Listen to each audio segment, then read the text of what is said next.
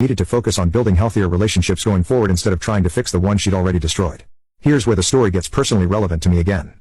A few days after Laura told Chelsea about this grocery store encounter, I came home to find someone had been by my apartment. There was no note or anything, but someone had left a potted plant by my door. One of those fancy orchids that Jenny always loved, but I could never keep alive.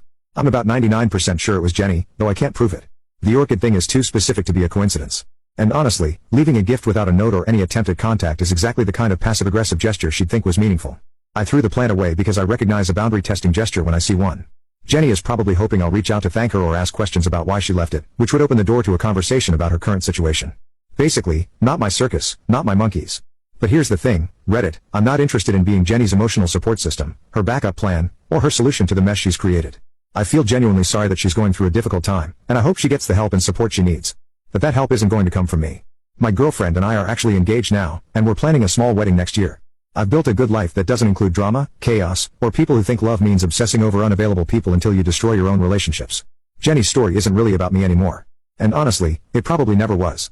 It was always about her inability to be content with what she had and her pattern of idealizing relationships that couldn't give her what she wanted while taking for granted the ones that could. I hope she figures out how to break that pattern for her own sake and for her kids' sake. But that's her journey to take, not mine to guide her through. So, there you have it, Reddit. Sometimes people ask me if I regret divorcing Jenny, especially now that she's clearly struggling. But every update just reinforces that I made the right choice.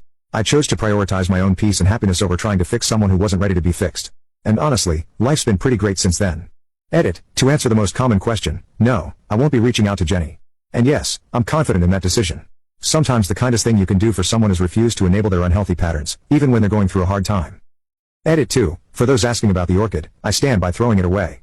Accepting gifts from an ex who's trying to re-establish contact while you're engaged to someone else is just asking for drama. Hard pass.